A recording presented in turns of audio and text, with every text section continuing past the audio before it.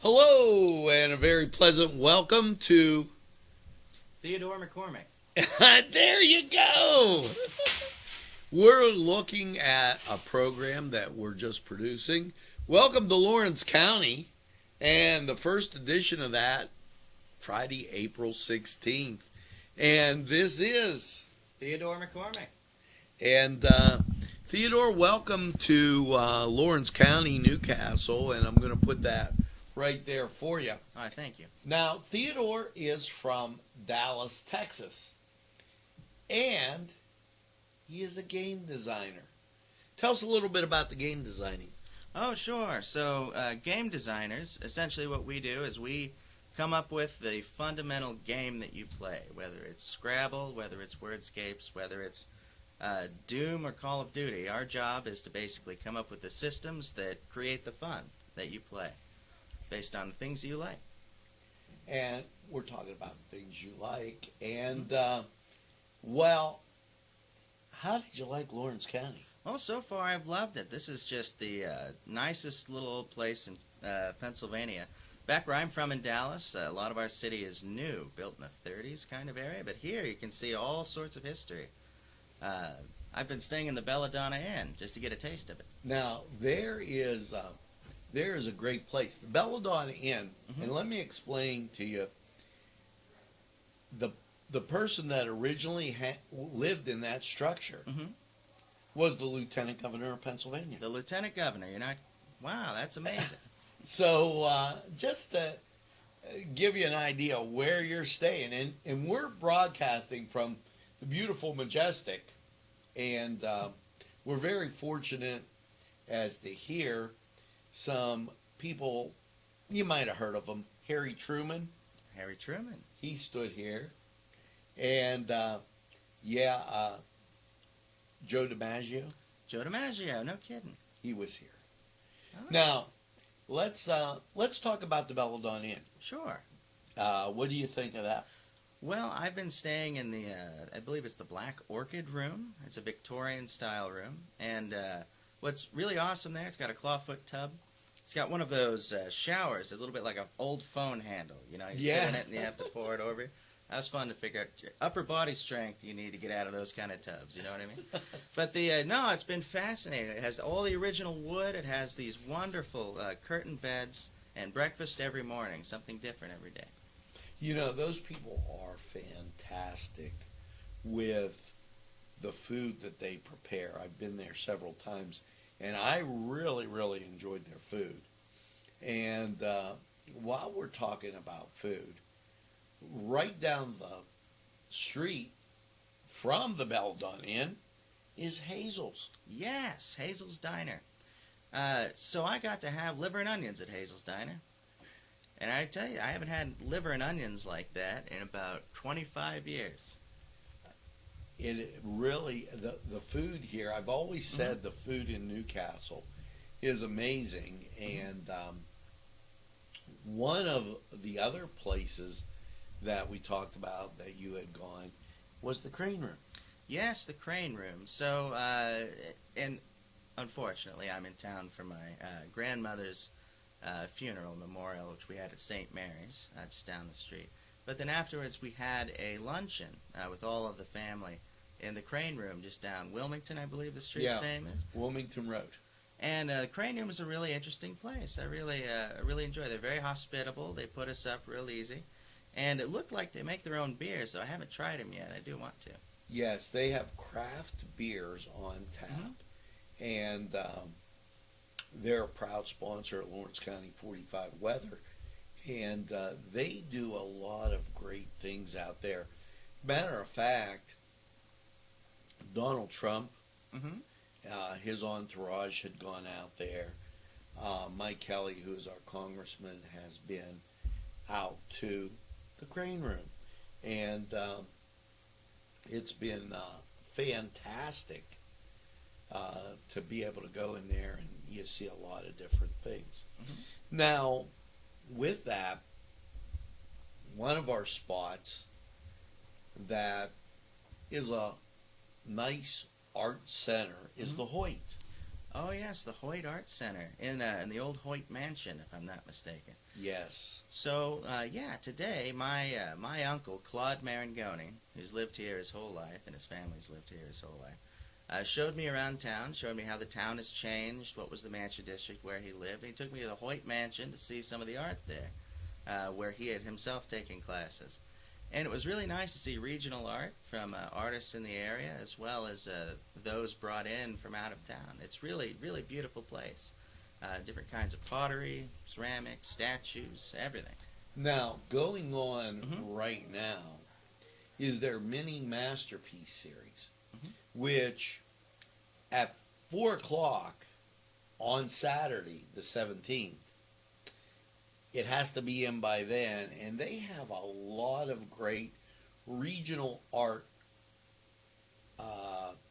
type exhibitions, contests, and different things like that. During the Christmas season, and it was not this Christmas season because of COVID, Right. but the one prior, they made stained glass ornaments. Really? And it was really breathtaking. We had our broadcast day, and you could go back and look at it because we're available anytime on your time. We had an 8-hour broadcast day, and we captured all of the activities that went on with the parade and what have you right here in downtown Newcastle. And we had balloons in our parade that they were second to none, and it used to be called the Balloon Parade. And our band here back in the 60s performed in the Macy's Day Parade. Oh, no kidding. So we're kind of proud of those things, and we are the fireworks capital of the world. And we have a lot of fireworks to watch here, especially if you're here during some of our great festivals, which look to be kicking off again as we shed this COVID type thing. Now, I'm going to show you a building that here, this is the Scottish Rite Cathedral. Oh, yeah. And it was deemed the largest stage between New York and Chicago. And we've had many concerts there. The Tops, the Temptations, Pittsburgh Symphony's been there, and it's been a very enjoyable thing.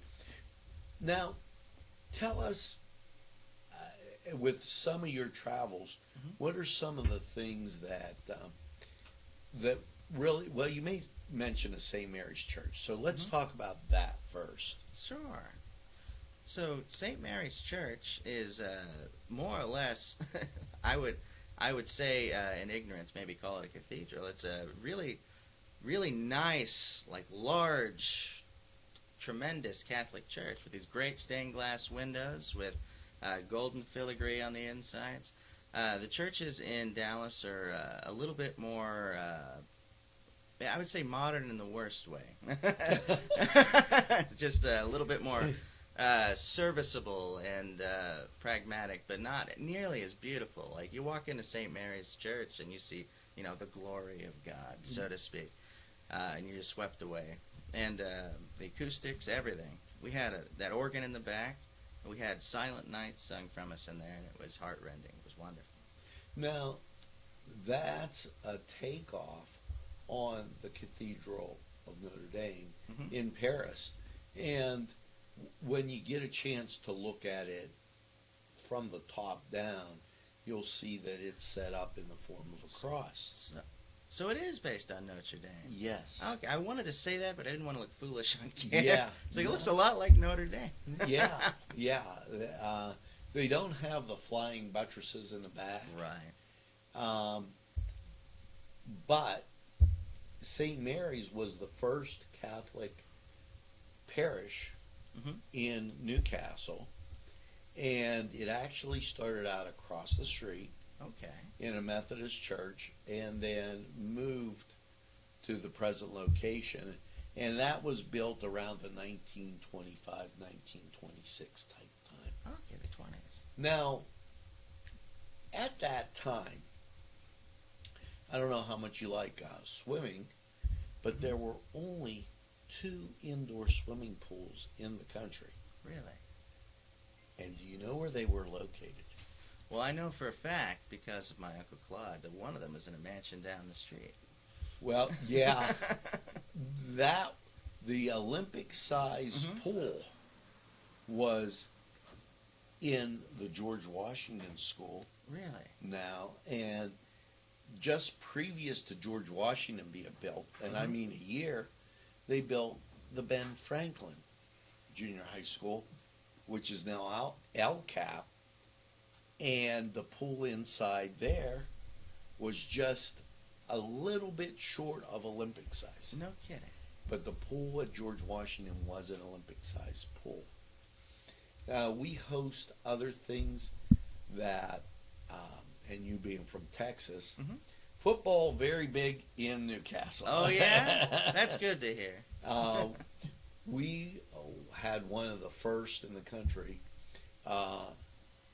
games in the night. When evening games under the lights, but the first event at Taggart Stadium was a track meet. Really? And people came from these colleges like USC, Stanford, to look at Taggart Stadium. So just a few things. The baseball game was canceled this afternoon, and they play at Flaherty Field, which was home to the Detroit Tigers minor league team, the Cleveland Indians, and at that time the Washington Senators. Really? So we've had quite a few things that were staples in Newcastle. I wish you would have gotten a chance, and maybe there's still time to try our hot dogs.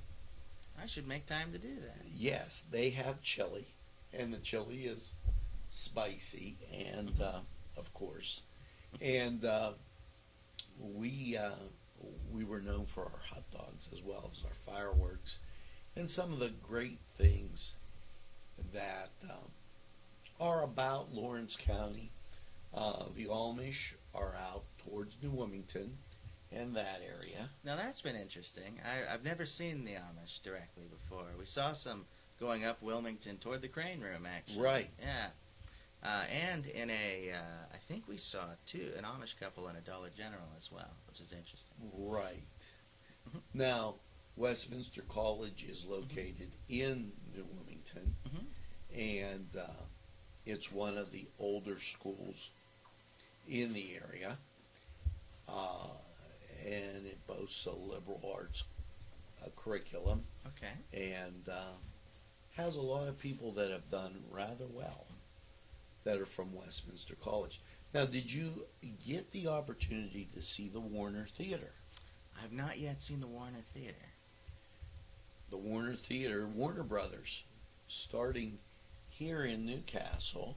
Warner Brothers started in Newcastle. Yes. I did not know that. Tell me more about the theater. They came from Youngstown to Newcastle and set up the theater. Well, over here's the Dunkin' Donuts, and when you go 3 lights, well, 2 lights, and right before you go over the bridge, there was the Warner Theater, which they used chairs from the funeral homes, and that was right across the street, for people to sit on and watch the shows. Wow. Anything to make it work, right? That's show business in a nutshell. Yeah. Now, we're NCTV45, and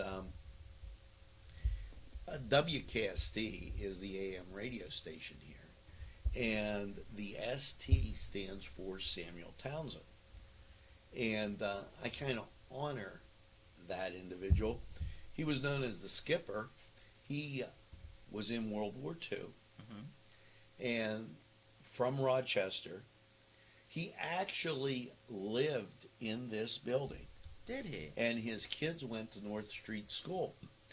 When he then moved WKST to the Cathedral and then to its present location out in Shenango Township, and they started WKST TV45, which then moved to WYTV over in Youngstown, Ohio, Channel 33. Oh, wow. So a little history about Newcastle and some of the great things that we have here. We boast a large Italian population. That I've noticed. And the Italian food is really good. Oh, yes. That too I've And, noticed. A lot of local winemakers. Joseph's, one of our great sponsors here. Every fall, they get in grape juice, and the various individuals make wine. Oh. So that gives you some idea, some of the things that go on here in our fine county and our fine city. And What would you say, Joseph's wine? What's his brand? well, he gets in different juices. Oh, Now, myself, my dad does a Marlowe, Oh. but I do a Valpolicella, Really? which means cellar of the grapes. Okay. And it's usually a drier wine over in Italy, but the sweeter wine is the trick, and I do the sweeter one. That sounds like a delicious wine. I'd have to try it. So a little bit about our fair city, and I thank you for coming in. I thank you for interviewing me. It's been a pleasure. And we hope your stay in Newcastle and at the Belladonna Inn is just great. And make sure you come back here again. Oh, I'd be happy to. If it's anything like it has been, I'll be sure to. And you can watch NCTV45 anytime on your time. When you're in Dallas, wherever, just go to nctv45.com. Watch us on social media, YouTube, Facebook, Twitter, and we're out there for you. So, folks, thanks for tuning in. Have a real great day. And make sure that, as I always say, make sure you get that second cup of coffee and have a super day in what I call the greatest castle in the world, in the county of Lawrence. Have a great day, everybody. Bye, everyone.